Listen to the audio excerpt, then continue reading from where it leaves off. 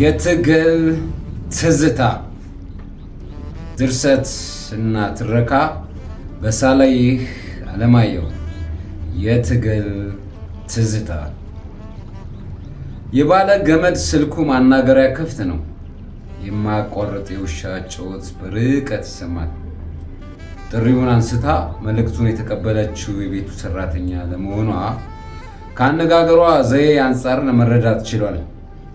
ትህትና ባልተለየ ሁኔታ እንድታቀርብለት የጠየቃትን ሴት ልጠራለት ከሄደች በኋላ አልተመለሰችም። የስልኩን እጀታ ከጆሮ ላይ ደግኖ ተጠባበቀ። እስካሁን የሚሰማው አንድ አይነት ድምፅ ብቻ፣ የጠብደል ውሻ ድምፅ። ውህ ውህ ውህ ውህ። የሚጠብቀው ሰው ሙጫ እንደ ምጽአት ቀን ራቀ፣ ታከተ። በዚህ መሃል ድንገት እየቀረበ የሚመጣ የኮቴ ድምፅ ተሰማ። ልቡ የወትሮ ቦታዋን ለቃ ዳንኪራ ስትረግጥ ታወቀው። የፍቅርና የናፍቆት የትዝታ ዳንኪራ። የገዛ ራሱን ታዘበ። የቆፍጣና ወታደር ማንነት ፈተና። ጉልበቱ የሌላ ሰው እንደሆነ ሁሉ ከዳው። ብርክ ያዘው። የወንድ ወኔው ተሰለበ። ወይኔ ተኩቻው። ሄሎ ሄሎ፣ ደጊቱ እንደምን አለሽ? እሷ ለመሆኗ ቅንጣት አልተጠራጠረም። አቤት ሰላም ነኝ። ማን ልበል? ከየት ነው? አከታትላ ጠየቀች። ከዚሁ ከሚዛን።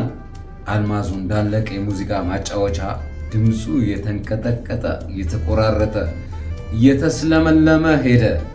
ግራ ተጋባች። ከዚሁ ከሚዛን ማን ልበል? አከታትላ ጠየቀች። ስም እንደጠፋ ሁሉ ምላሽ ሳይሰጣት ቢቆይም በመጨረሻ ሞቱን ተነፈሰ። የገዛ መጠሪያውን መስፍን ነኝ ደጌ። እፎይታ ተሰማው። ምን? ባለችበት ደርቃ ቀረች። መስፍን? ደግማ ጠየቀች። መስፍን አፈር አራግፎ የመቃብር ድንጋይ ፈንቅሎ እንደምን ከዚህ ሊገኝ ይችላል? እንደ አልዓዛር ሞትን ድል ለመንሳት አልዓዛርን መሆን ይሻል። የስልኩን እጀታ ጥብቃ እንደያዘች ነው። በሀሳቧ የኋሊት ተጉዛ ያለፈውን ጊዜ ለማስታወስ ሞከረች። ረጅም ዓመታቶች ተቆጥረዋል። ያስገረማት የጊዜው ርዝመት ወይም ፍጥነት አልነበረም። ከጊዜያት በፊት እልፈተ ሞቱን ተረድታ እርሟን አውጥታ እስከነመፈጠሩ የዘነጋችው ሰው ድንገት ሳይታሰብ ካለችበት ደርሶ የገዛ ድምፁን ማሰማቱ ወይም መስማቱ እንጂ።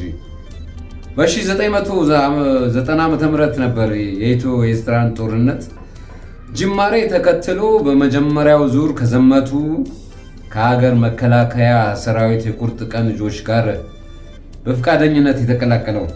ለተከታታይ 5 ዓመታት ያህል ከወዳጅ ዘመዶቹ ጋር በስልክም ሆነ በደብዳቤ ሲገናኝ የቆየ ቢሆንም ከዚህ ጊዜ በኋላ ግንኙነቱ በመዋል ድንገት ሊቋረጥ በመቻሉ ድምፁ ተሰምቶ አያውቅም።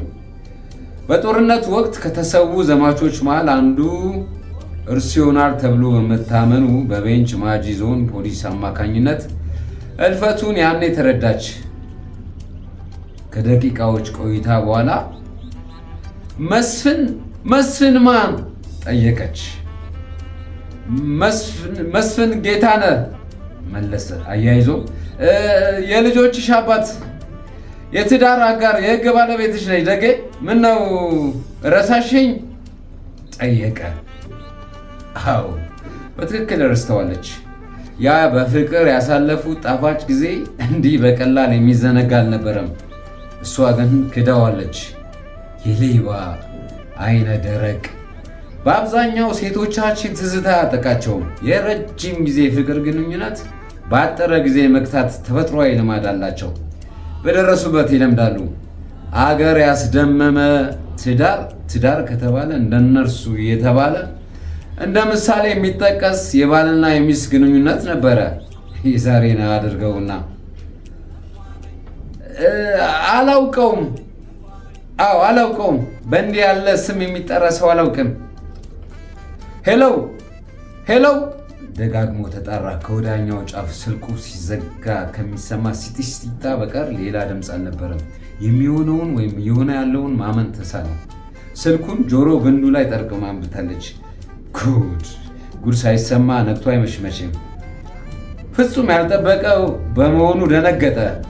ልጆቹን ለማየት የነበረው ጉጉት ባለቤቱ ጋር በናፍቆት እና በስስት ተቃቅፎ የፍቅር ራቡን ሊያስታግስ ሊያብስ ከዓመታት ህመሙም ሊፈወስ የነበረው የጠለቀ ፍላጎት እንዲሁም የደስታ ሲቃ እየተናነቀው ከነርሱ ተለይቶ ያሳለፋቸውን የመከራና የሰቆቃ ጊዜያት ሲተርክላቸው ፍዝዝ ትክዝ እንዳሉ ለግል ታሪኩ አጽንኦት ሰጥተው ዓይንና ጆሮ ሆነው በጥሞና ሲያዳምጡት ከዚያም ስሜታቸው ተነክቶ በጋራ ሲያለቅሱ ወዲያው ደግሞ ማዘን መቆዘማቸውን ትተው ሐዘኑን ረስተው ስፍራው በሳቅ በጨዋታ ሲተካ ቤታቸውን የሐሴት ድባብ ሲሞላው ልጆች በፌስታ ፈንጠዝያ የትዳር ጎጆአቸውን ሲያደምቁ ለማየት የናፈቀው ይሆናል ብሎ በምናብ የሳለ ሁሉ ሳይሆን እንደቀረ ተሰማው።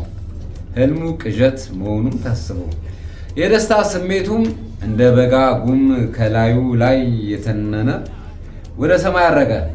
ከቆመበት እንደ ስልክ እንጨት ደርቆ በድን እንደሆነ ነው። ምላሱ ተሳስሯል። ከናፍሩ ኩበት ሆኗል። አዎ ከዓይን ብሌኑ የሚሳሳላት የትናንት 80 ሚስቱ ዛሬ የሌላ ሆናለች። አላውቅህም በዚህ ስም የሚጠራ መስፍን የሚባል ሰው አላውቅህም ብላ ማንነቱን ክዳለች። በመሆኑም የእርሱ የቂል ምኞት ከእርሷ እኩይ ድርጊት ጋር ሲነጻጸር በእርግጥም የቁም ቅዠት ነበር። ኮሜዲያን በመድረክ የሚያቀርቡት የገሃዱ ዓለም አስቂኝ ቀልድ። ለእርሷ ሲል በሾው ተወግቶ ስለ ፍቅሯ ተቧጭሮ ለ2 አስርት ዓመታት ያህል በጥንቃቄ የገነባው የትዳር ጎጆ መሰረት መናዱ ገባው። አሁን የእርሱ ሳይሆን የሌላ ሰው ሚስት መሆኗ ተሰማው። ለእናት ሀገር ፍቅር የተከፈለ ዋጋ።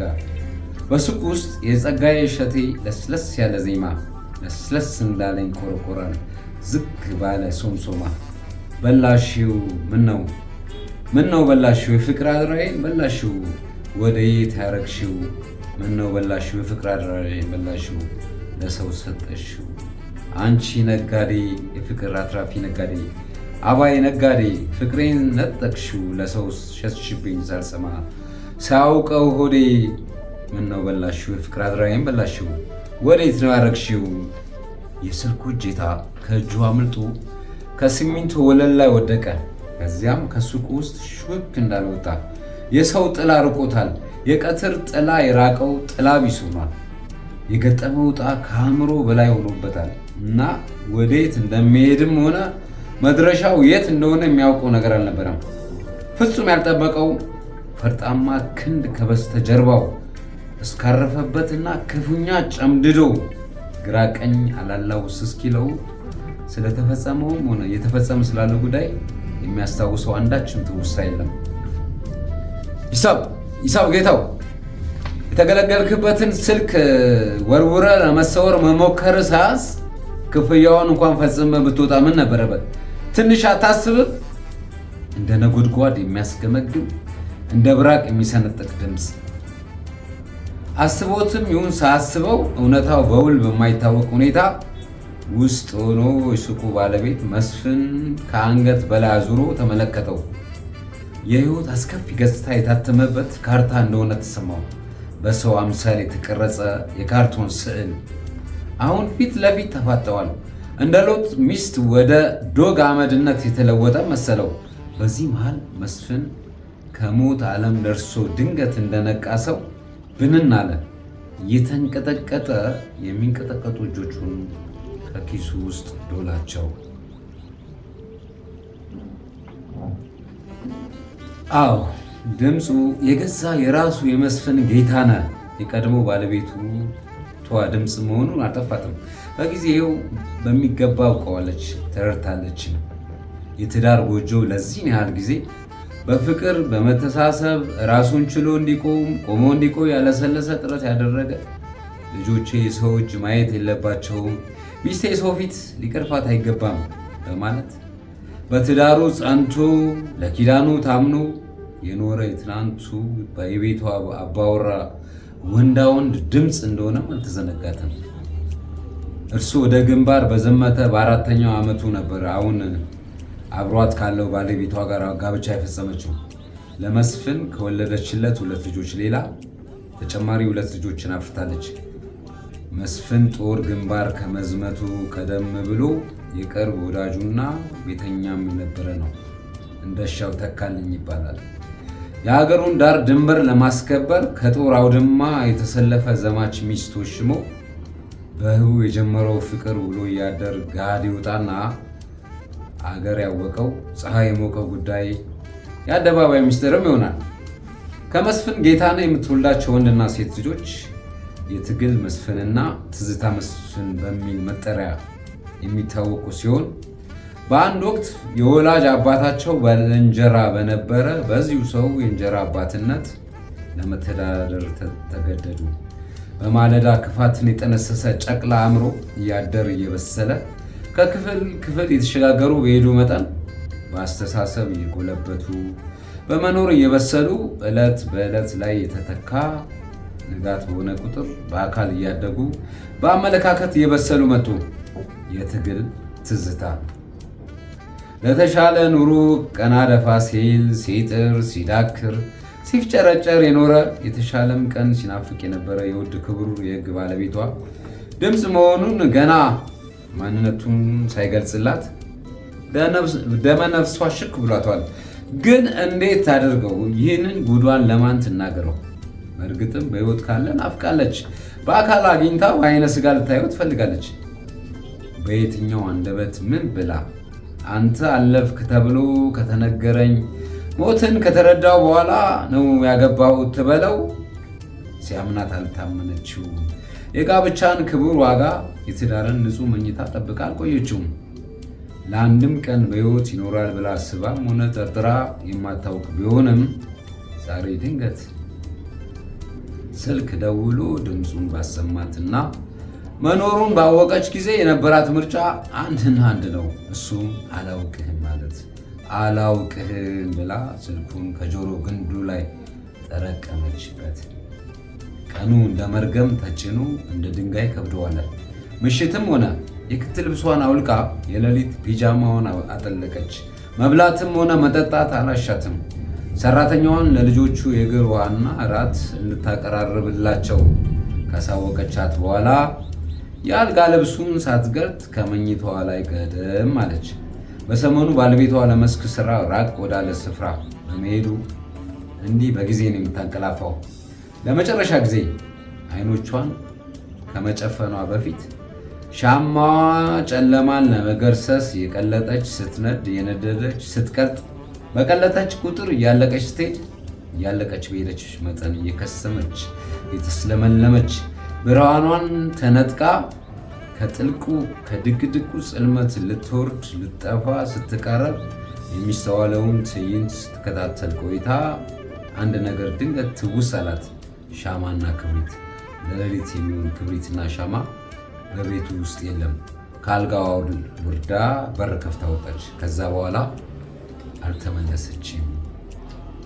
ይቀጥላል።